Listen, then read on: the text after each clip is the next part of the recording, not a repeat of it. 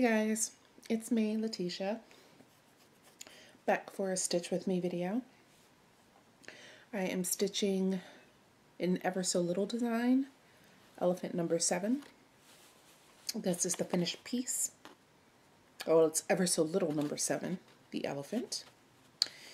It's a small one.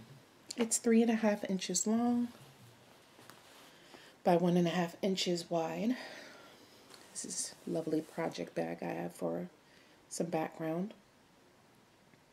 I tried to record this video a little bit earlier, but my daughter was on the phone and you could hear her straight through the camcorder. But you know what? It's real life, right, folks? It's real life. So I decided to keep going because I did want to have this video up in time for the stitching tomorrow. I'm so excited about that. We'll talk about that a little bit more in a minute.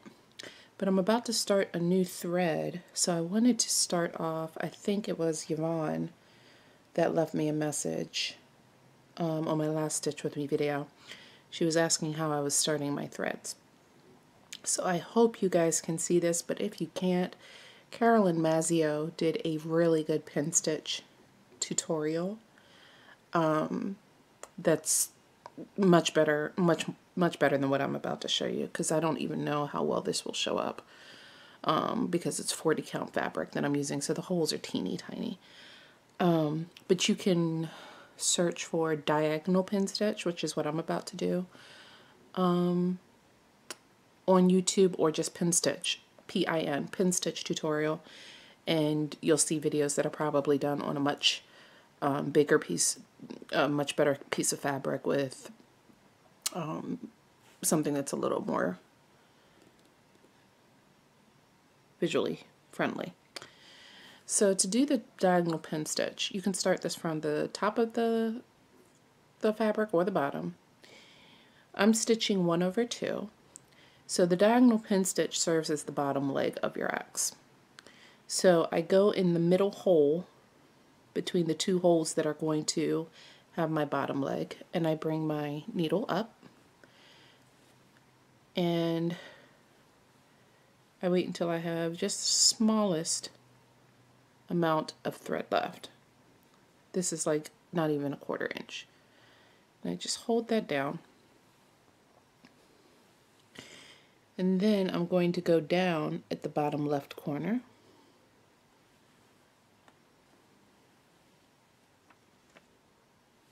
I'm going to come back up at the top right corner.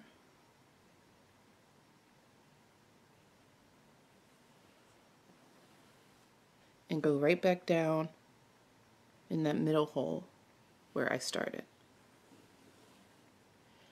And this is me tugging. It's in there. It's stuck. It's not going anywhere, even with that little teeny bit of selvage. So what I would normally do is just go back and snip that little bit, but it's so short, I'm not even going to do that. I'm just going to leave it as is.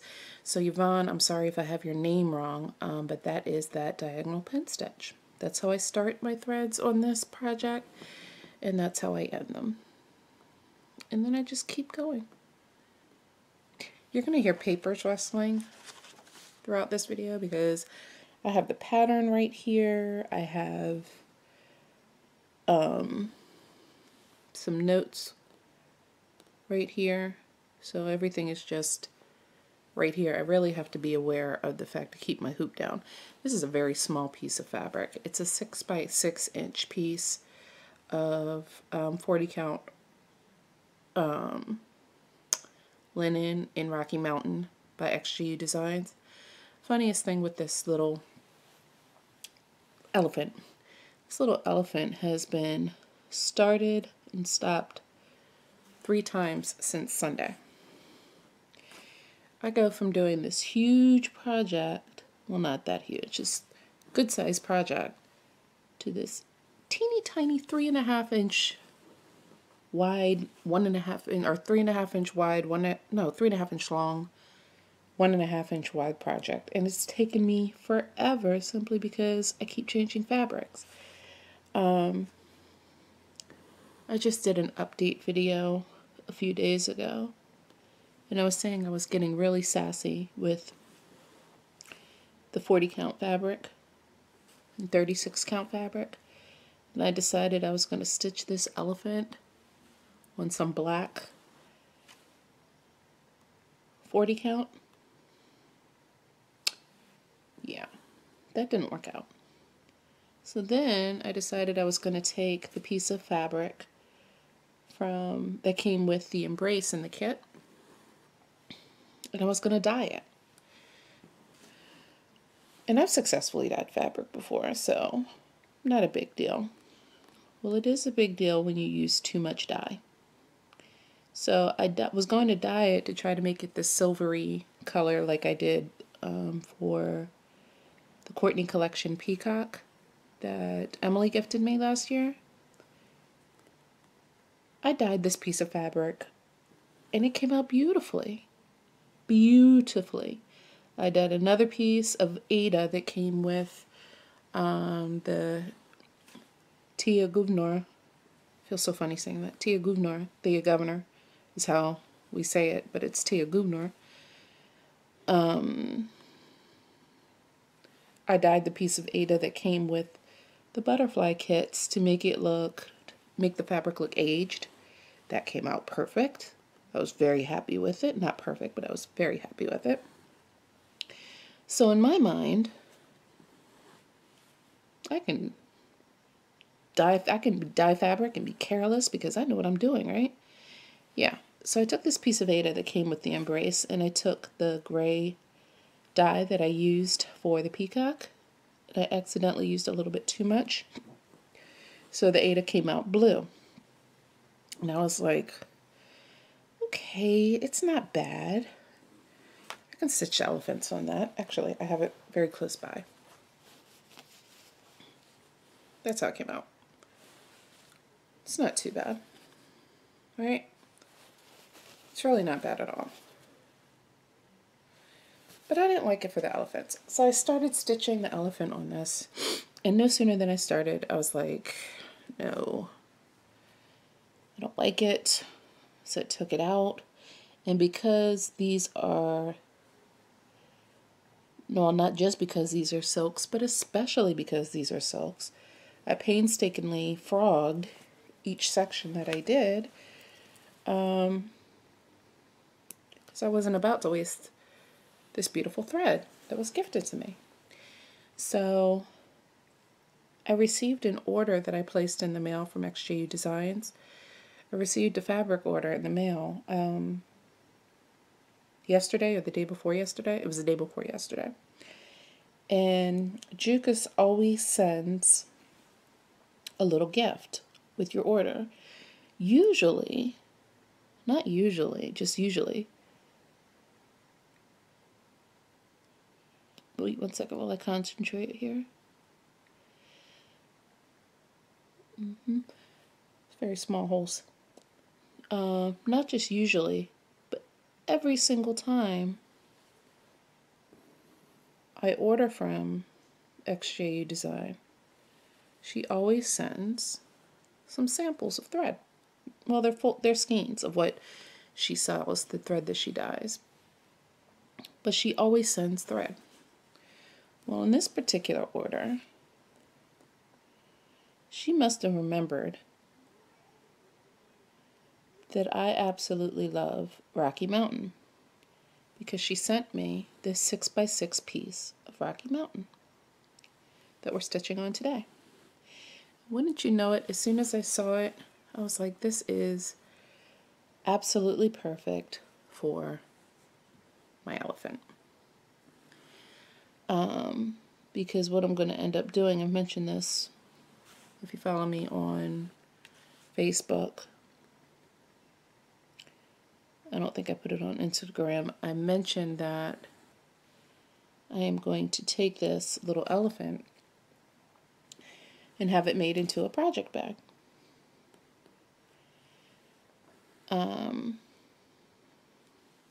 So this is perfect. There's no excess fabric that is being wasted, and I assume it's more than enough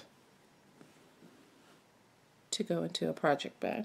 I feel like I'm way too close, or like you're not. I'm sorry to keep shifting, but I'm not used to working with this little itty bitty hoop. Let me see if I can zoom back a little. Maybe that'll help.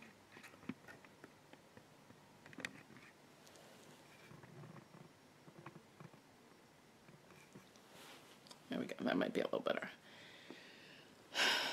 Oh, I'm coming up in the wrong space there. Wait a minute. So, this has been stopped and started 3 times. I have done my fair share of frogging already. So, you know, these smalls, they sometimes come with a little bit of drama. This little elephant has had brought a little bit of drama to my stitching life over the past few days. But it's all good now. We found our groove. We're feeling confident. And I would love to see this finished by tomorrow. But it's one of those pieces that is, you think you can get it done. You know, you look at something like this and you think deep down it'll only take a few hours to do. It does take a little bit more than a few hours. Absolutely does. So far it's been a few days. I think I started this on Sunday and it's now Thursday, but that had a lot to do with the stops and starts, to be fair. So, but it's fun. It's a fun little stitch. I really am enjoying it. And the threads are just beautiful on this gray fabric. That's the one thing I like about this Rocky Mountain. Any single color you put on it, it pops. It's a very, very pale gray with darker gray modeling. And it just seems to complement every color that you put against it. So it makes me happy. But yeah. So tomorrow, I am taking the embrace to the framers to get framed up. That should be exciting. I'm thinking that I want an ivory. I don't know if that'll be too harsh, but in my mind's eye, I think I want an ivory matte, definitely with mahogany frame. I know I want to get a matte. I just don't know if ivory will be too sharp of a contrast against the rusty brown fabric. But like most things, I'll know it when I see it, right? But I'm taking her to the framer tomorrow. I was so touched by all of the comments I got about that finish. I think I said in the video I got so much more out of that than I anticipated. I didn't anticipate so many other people who were on that journey with me being comforted by that, seeing that piece come to life with their own story, or inspired by their own story to go and get the pattern. And it makes me so happy. It made me so happy because it wasn't just my love going into that piece, it was everybody else's as well that was on that journey with me, and so many kind words being shared and exchanged about it, and I'm just filled. Yeah, I don't know what else to say about that. It was truly just a wonderful experience. And I wish that for anybody that puts a needle to thread. I wish that for anybody and everybody to have that type of emotional connection to a piece that I had. It was extremely special. I was just so grateful that everybody, enjoyed the journey along with me. So I'm excited to get that back from the framer, and of course share it with everyone. This should be really something. I just have to figure out where in my house I'm going to put it. I don't know. But I'm going to find a place.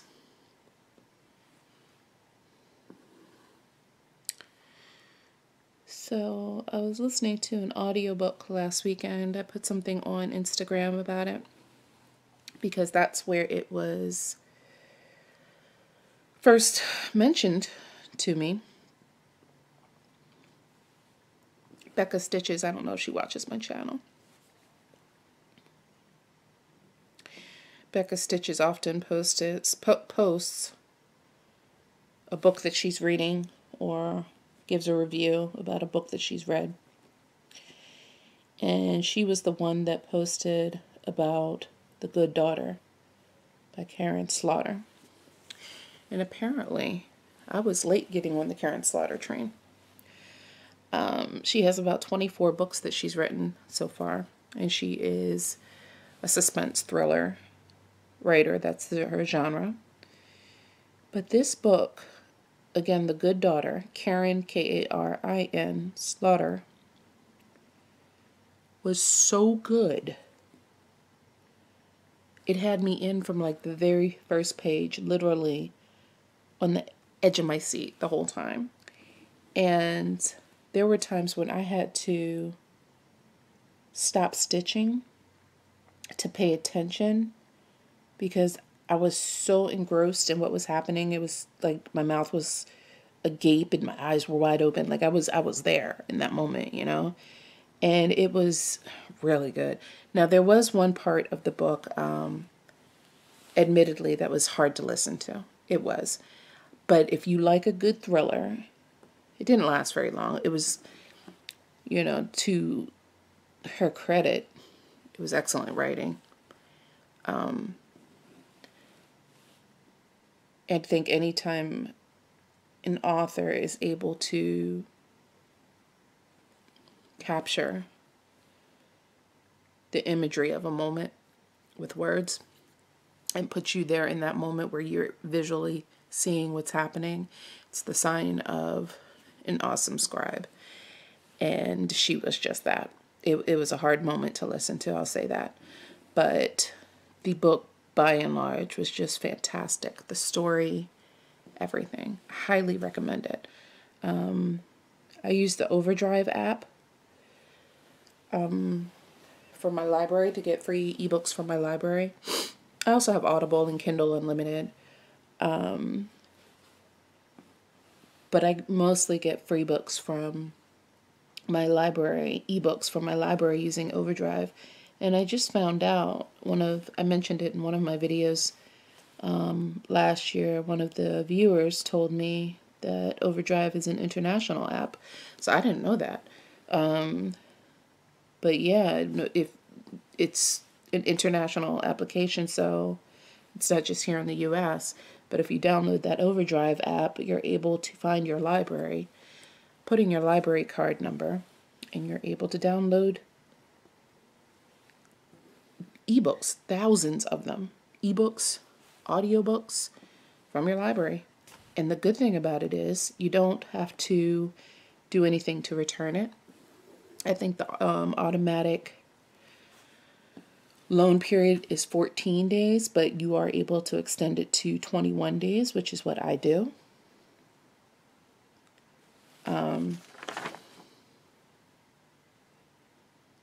So I have the book for 21 days, and then it is automatically taken back at that time. Now, sometimes you have to put a book on hold because it may not be available. They might have one copy, they might have several copies, digital copies. And if all of them are taken out by other readers, you can put the book on hold and you'll get an email letting you know when it's available. So that's what happened with Blindsided. Apparently, there are, out of those 24 books, there are books that are part of a series that Karen wrote that need to be read in a certain order in order for you to fully appreciate or enjoy the story that's being told. So Blindsided is the first book in the Grant County series. I think it's Grant County, Georgia. And I went to borrow that, I think, one Sunday, and I had to be placed on a holding list. Well, today I got the email that the book was available, and I have to remember to keep my hand down and not lift this up to my face because then you won't see it. So I got the email today that the book was available. So I went to the Overdrive app, I downloaded it, and started listening to it on my way home from work. So when I'm done with this Stitch With Me video, I am probably going to listen to a little bit more of that. Now, The Good Daughter I got on Audible. So I have that now. I have that ebook.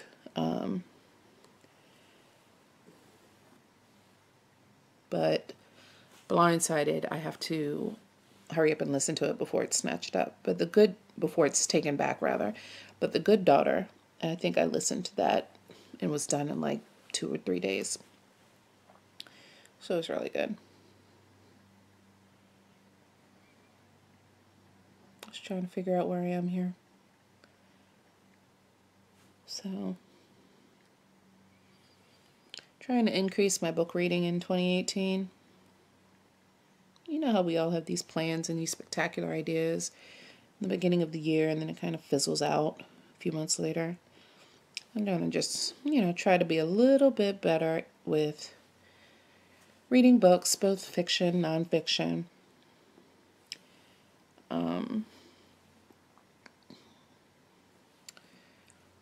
So I'm on Goodreads. I put that book on my currently reading list, and now I can mark it off as read and move on to the next one.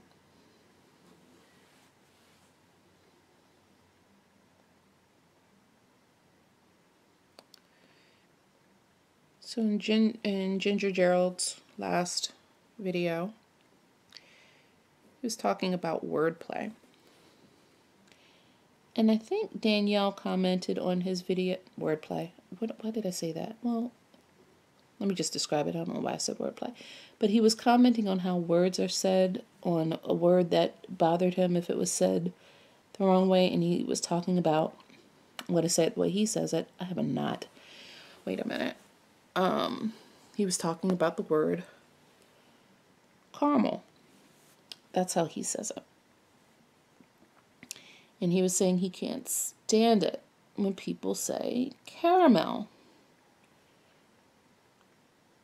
So I'll give you guys just a few random guesses on how I say it. I say caramel. I say caramel. I say delicious. I'm just offensive. I'm just offensive to Gerald. It's so funny. But I was listening to that and I was laughing. And he was asking, is it something... Oh, this is a tricky one, guys. He was asking, is it something that's regional? Is it something... Oh, I can't do it. This is one of those stinky knots. It's stuck. So I'm just going to go with it.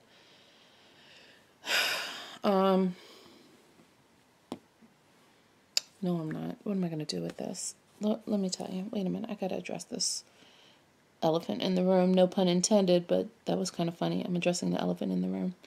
But anyway, he was talking about how it irks him when people say caramel. And Danielle Stitcherista, who lives in the same state that I do, I live in Maryland. She lives in the same state that I do, that I live in. And she says, caramel. And it bothers her when people say caramel too. And I was like, okay, that's interesting. Because I live in Maryland, but I'm not from Maryland. So I'm originally from New York. But I lived in New Jersey for a good portion of my childhood. Ginger Gerald lives in New Jersey as well. So I really don't know. But I say caramel. But it got me thinking about other words that people say differently. I think Tracy P.,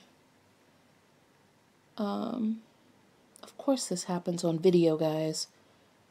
You see me fighting to get this little piece of thread in the needle so I can tuck it under, and now it's splitting.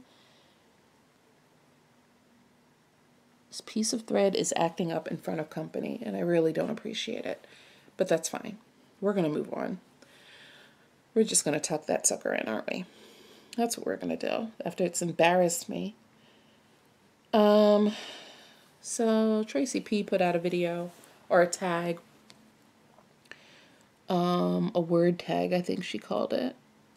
It talked about how people say different words, like the thing you push around in a grocery store. Some people call it a grocery cart. Some people call it a shopping cart. I call it a buggy. I've always said buggy. And it makes it, I don't know, to me it sounds funny when I say buggy. And other people call it a shopping cart. And most people do call it a shopping cart. And, you know, they say I need to get a buggy. It's fun to say. Why not? But anyway, things like that.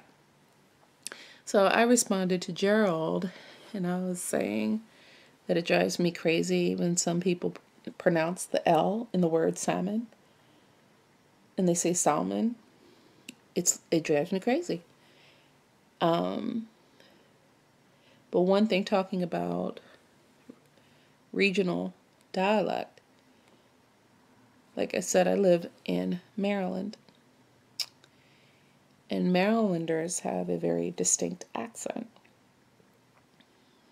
Just like I would think one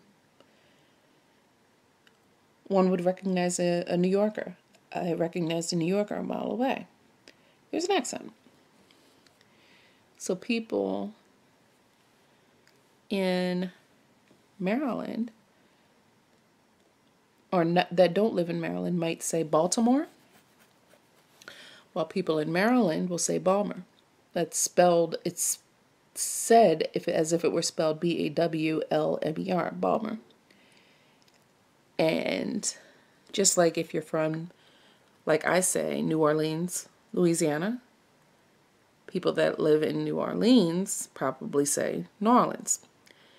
So it's, I don't know. It's funny how where you're from, you might say things just differently. But salmon versus salmon, I think, I don't know, it's just saying it wrong. I don't think it's a regional thing. You just don't, the L is silent. In the same way, I might be saying caramel wrong. I very well could be, but it's all I know, you know. And I say it the way that I think it's spelled. But who am I to say it's wrong or right? I don't know. It might be caramel. Caramel. Is it caramel or is it caramel? Because there's that second A in there. Is the A silent? I don't know. I have a lot of follow-up questions about that word.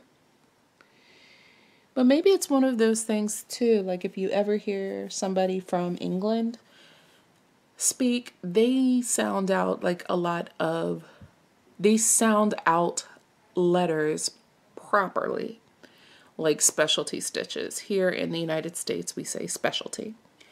There, they'll say speciality. And it's said exactly as it's spelled. Which leads me to believe that that might be the proper English way to say it. And maybe we're saying it wrong. I don't know. I'm really rambling right here, aren't I? I just went down that rabbit hole and I took you guys with me. So anyway, I thought that was interesting. Another word that might be pronounced differently here in Maryland is water.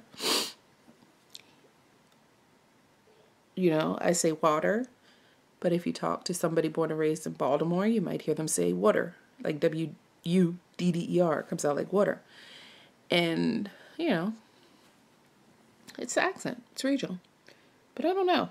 How do you guys say caramel? Do you say caramel or do you say caramel? Caramel, I don't know. Caramel to me would be spelled C-A-R-M-E-L. Right? Who knows? What are your thoughts?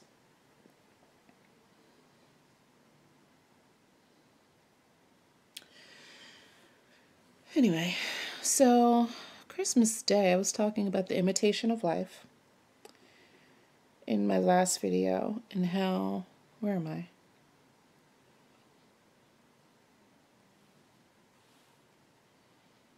Nope, I made a boo-boo. I was talking about imitation of life in my last video and how it's my all-time favorite older movie, and a lot of people recognize the movie and gave their thoughts and feedback, and a lot of people said they knew exactly what two parts of the movie I cried in, and it's, if you've seen it, you know. So I was sitting there watching it. Did you hear my daughter just now? That was her laughing. I know you heard that. But anyway, yeah, that was her laughing. She's a very robust laugh for this teeny tiny girl. But anyway, I'm distracted because I can hear her. But anyway, I was sitting on the couch, and it was the beginning of the movie, and I was stitching and watching. And I was stitching on the embrace, and I made an error, and I couldn't find it. And I couldn't fudge it. And you know the feeling when you're trying to find out where you made the mistake and you can't find it anywhere and you get frustrated, this, that, and the other. My husband's sitting next to me, and I didn't realize he was watching the whole time.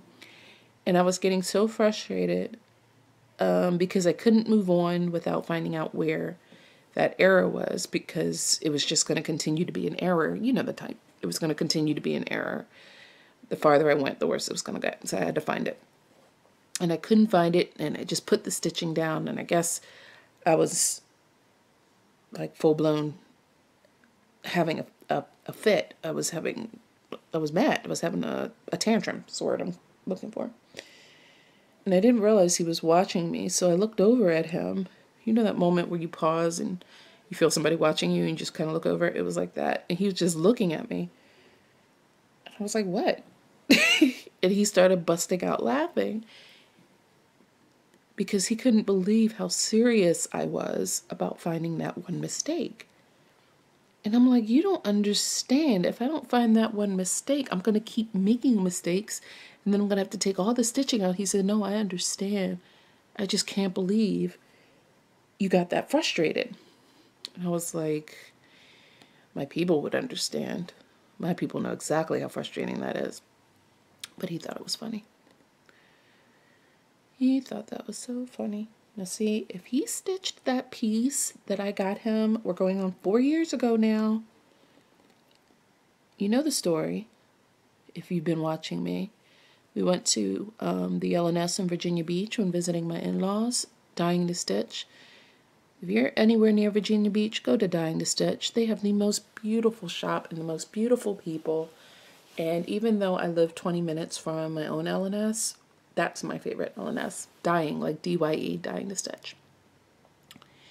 So anyway, every time we go to visit my in-laws, we go there. It's a given.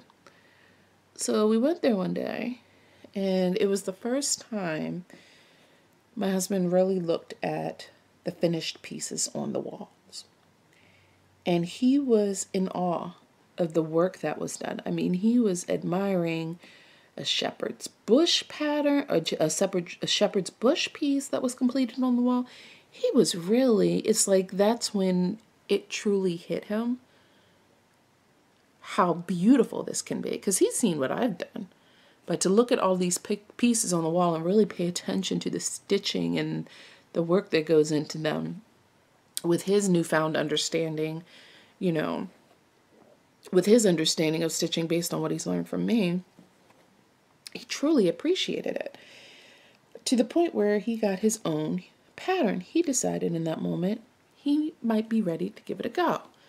So, you know, I took off. I was like, which pattern do you want? Look on the walls. We'll find it. We'll get some fabric. We'll kit it up. I was on it. I was on top of that. To have a live-in stitchy buddy? Oh, yeah. I was excited.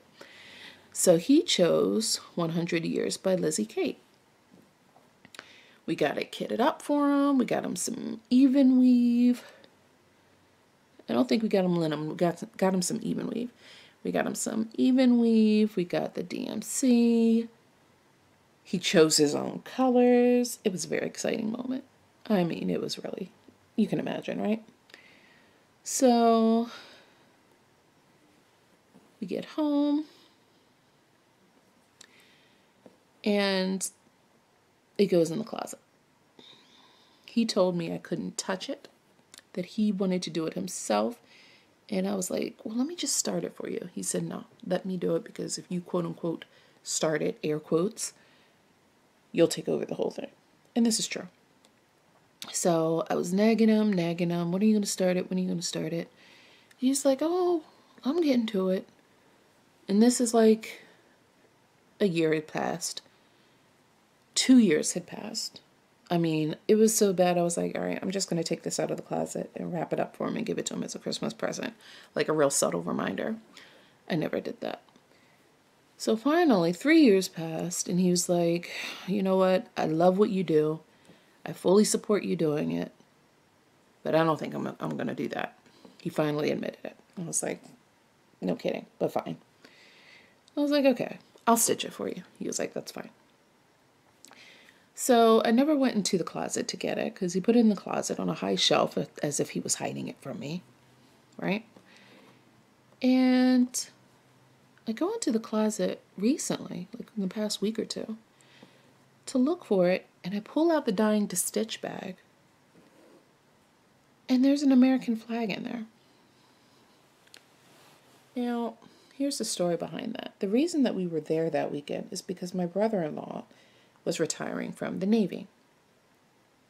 So if you've ever been to, I don't know what they formally call it, so I'm going to say a retirement ceremony, or forgive me if there's a proper name for it. I don't know what it is, but the retirement ceremony, it's very beautiful. Where he's saluted, they tell him that his watch is ended, and it's his time to rest, and it's beautiful. It's a beautiful ceremony. There wasn't a dry eye in the house. I mean, yeah, me and my sister-in-law, we were sobbing. We were a mess. Not his wife, but my other sister-in-law. We were a mess. Just a mess.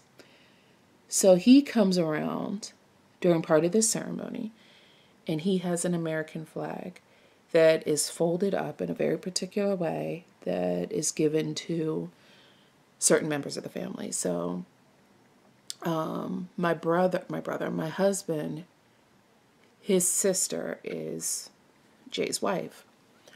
So of course they had their own flag, but he came around, he gave one to me and Joe.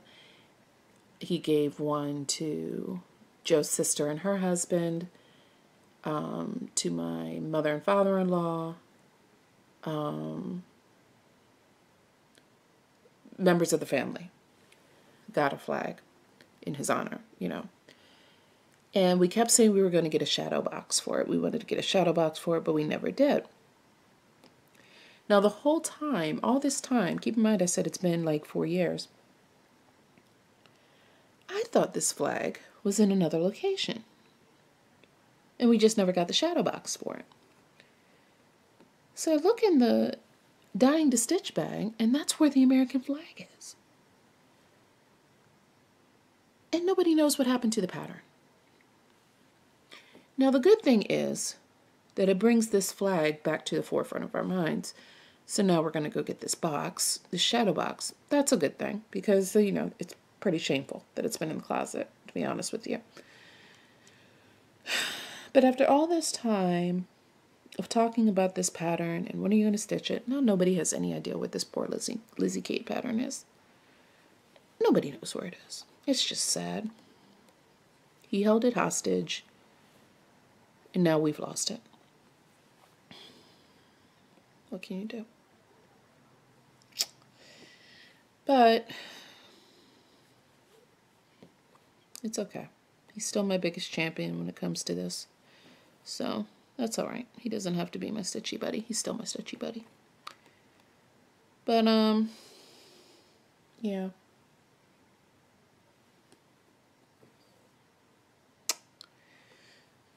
So, the stitching. Once again, our friend Caroline has come up with this brilliant idea that we are going to have ourselves a good old-fashioned stitch-in, but it's going to be a virtual stitch-in. It's tomorrow night. I hope you guys have been seeing this. I've been all over the place. Oh, look, you can kind of see him coming to life. Is it upside down? It is. See? Looks like an elephant's head and his trunk, right? I think so. So anyway, Caroline came up with this idea that tomorrow night from 6 to 12, the Friday off the gridders are going to have a stitch-in. And I've decided, because Caroline told me I need to work on this, now's the time, to pull out my Prairie Schooler alphabet, where I got most of the A done. And I'm stitching this 1/1 on 28 count. Teeny, teeny, tiny. And I'm putting it all on one piece of fabric. And I don't know if this stitch-in is just tomorrow, or is it every Friday? I think I assumed it was going to be every Friday, and I think it should be every Friday. Why not? Because I don't know about you guys, but that's what I do every Friday night anyway. Hello. So I decided I'm going to make this my stitch-in piece and give it some love every Friday from 6 to 12. How about that? And just see how it grows. So that's exciting. The other thing I thought about was maybe I'll just take one of my whips and give it some love every stitch-in.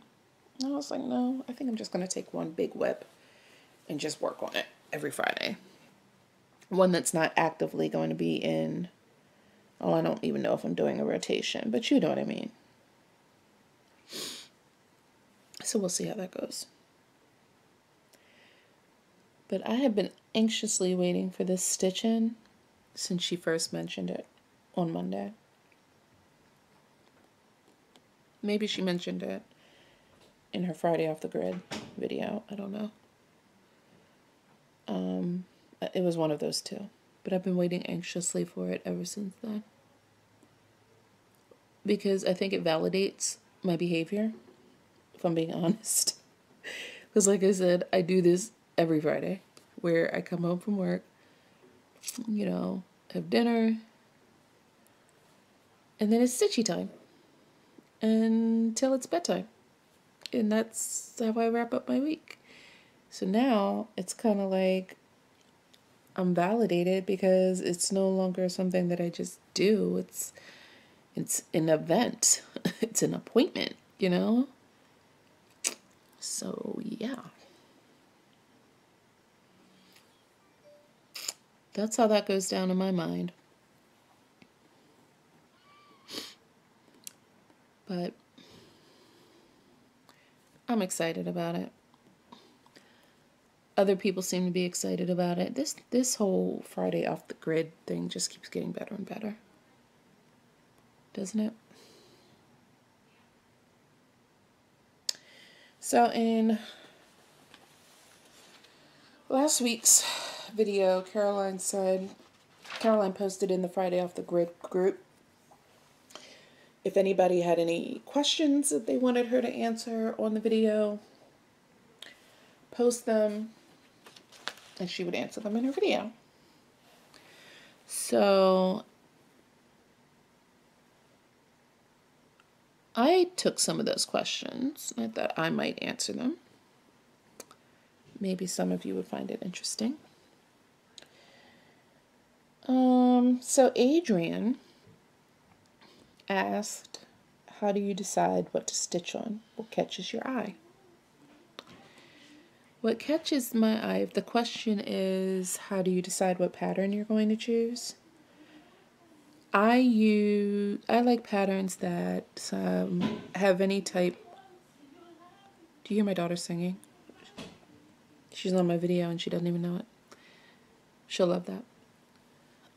Anyway, I like patterns that have an ethnic flair to them, patterns that are abstract and different, colorful and loud and busy and big and busy, even if they're monochromatic. I love a busy pattern. And I think that's why I'm so attracted to everything that Caroline stitches, because she stitches everything that I love about stitching. We have very much the same taste in patterns. We have some differences, of course, which is good because I appreciate it. Even if I'm not enabled by it, I appreciate it. But by and large, most of the things that she has shown are things that I want to stitch for myself, so much to the point that I have paused her videos to go and find it, which is not always good. Well, yes it is. Let's keep it real. It's awesome. So that's one of the things that attracted me to Caroline's channel. Sorry guys if I keep doing this by habit. So hopefully you're just stitching and listening. So you don't see that I keep doing that. But if you are watching, I apologize for that. I'm trying to stay focused. So yeah, anything with any type of ethnic flair, any type of something that's different. At first I didn't even like Mirabilias. I didn't like them at first. And I am part of that club. Not I hated it, that's an awful word. I didn't like Mirabilias until I stitched one. I'm part of that club. And now I love them. And now I have a collection. Because they always seemed like these pretentious women, hoity-toity, and that's not the case. Like what you see in the pictures is absolutely nothing in comparison to what it looks like stitched up.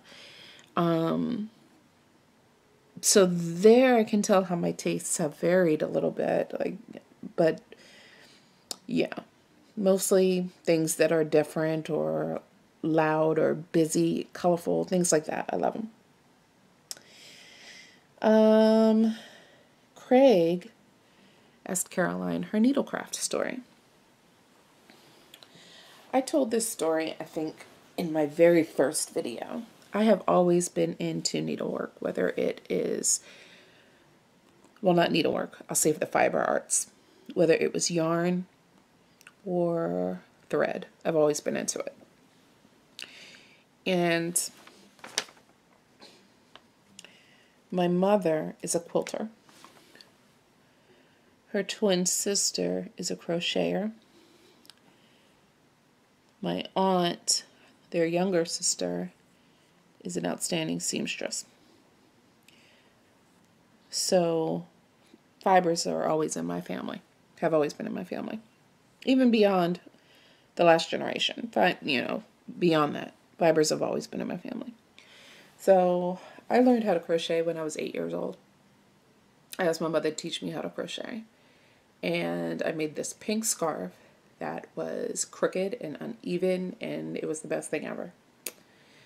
When I became of age where I could work, I was 15 years old, and down the street was a Frank's Nursery and Crafts, which was a perfect combination of a plant nursery and a craft store. One half of the store was for nursery items. The other half of the store was crafts. Yarn, ribbon, needlework, woodwork, framing, everything you could think of. It was like a Joann's and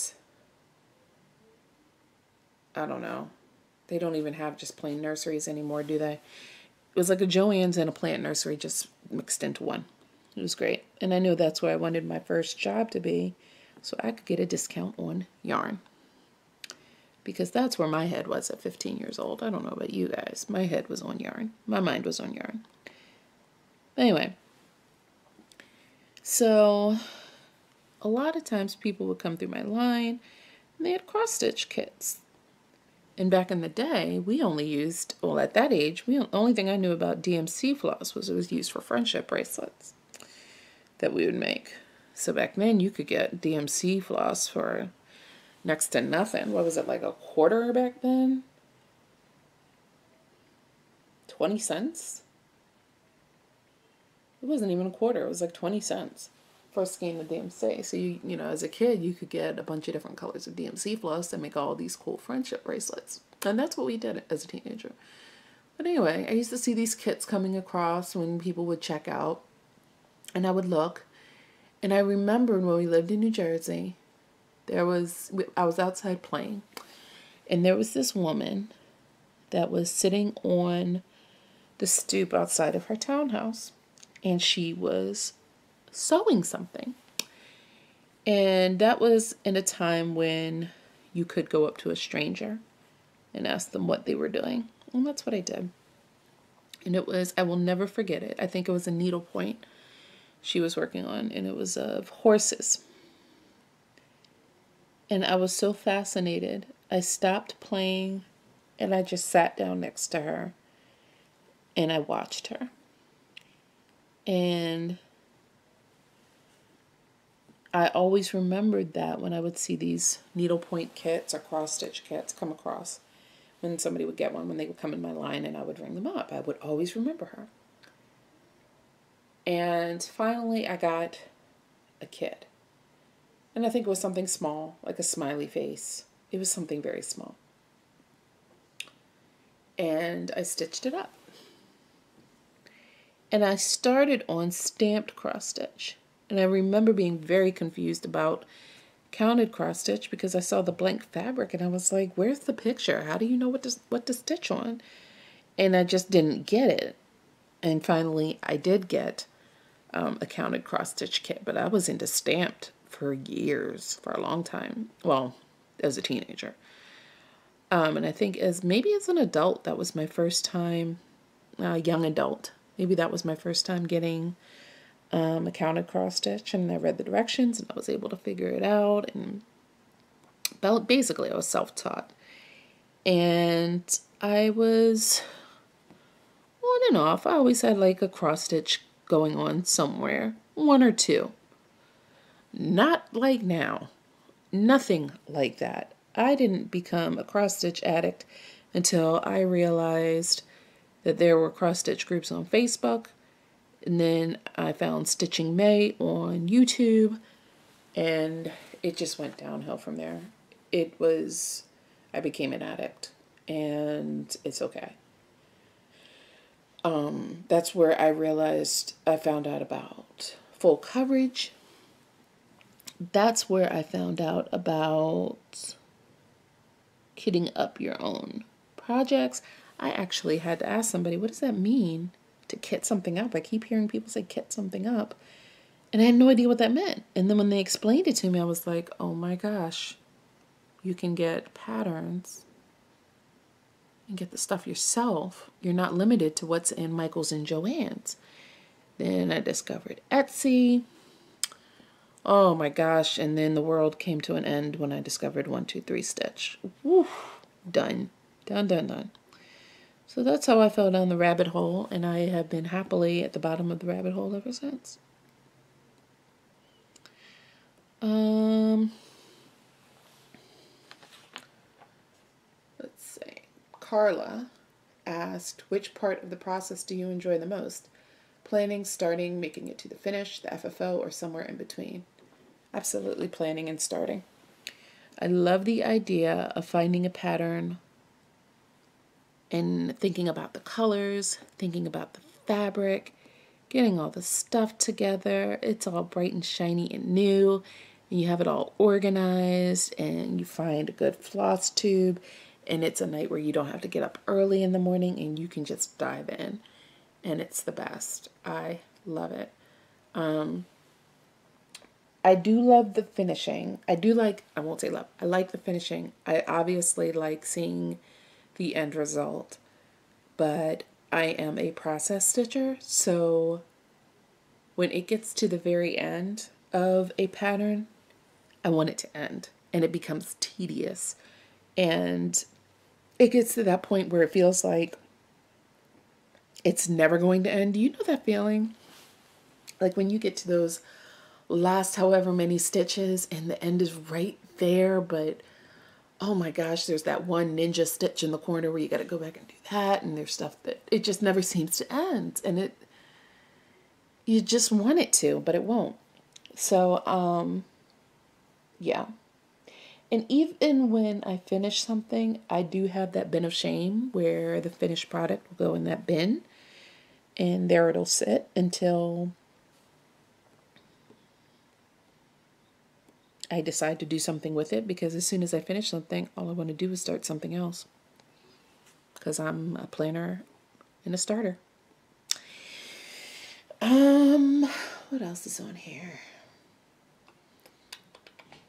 Is there a dream pattern or design you'd love to stitch on? Well, yes, that came to light when I got my first chatelaine. Because to me, when I first saw a chatelaine, I thought it was the most beautiful thing in needlework that I had ever seen in my life. But I was so intimidated by it. The first chatelaine that I got was the Peacock Garden Mandala. And I got the pattern. And wait a minute.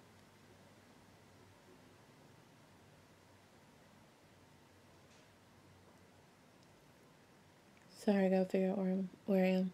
So I got the pattern, and I held on to the pattern for 2 years before I kitted it up. And then I got the kit, and I held on to that for like another 6 months before I could start it, because I was so intimidated by it. I really was. The specialty stitches, the linen, it wasn't even linen, I think it was even weave. It was very intimidating to me. But that was my dream, to have a chatelaine with all of the beautiful silks and the beads and the crystals. It was magical when I got that kit. It was magical. What else is in here? I don't do English paper piecing yet. Heather asked the same question about your dream pattern. I've never made a project bag. Is there anything stitch-wise that overwhelms you? This is from Linda. Is there anything stitch-wise that overwhelms you? A lot of confetti. A lot of confetti overwhelms me. What technique have you wanted to try but haven't done so far? Hardanger. I do want to try Hardanger this year.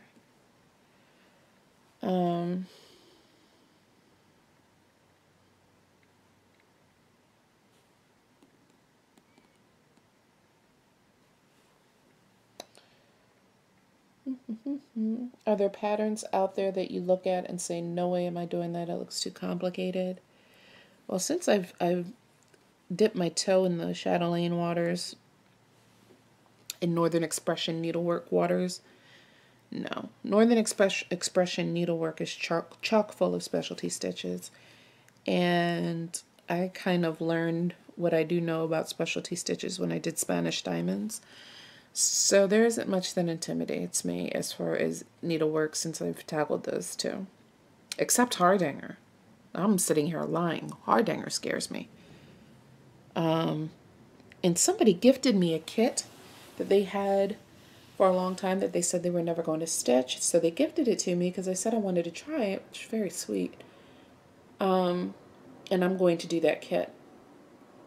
But it just scares me, something about the thought of putting the scissors to your stitched needlework. I just can't wrap my head around that one. The best way to rip out stitches, I usually just use my needle. That's easiest for me. Trish asked, do you still have the very first item you cross-stitched? Absolutely not. No. I don't even know where to begin with that. And Basha asked a question for English paper piecing, and I haven't tried that yet, but I will. So,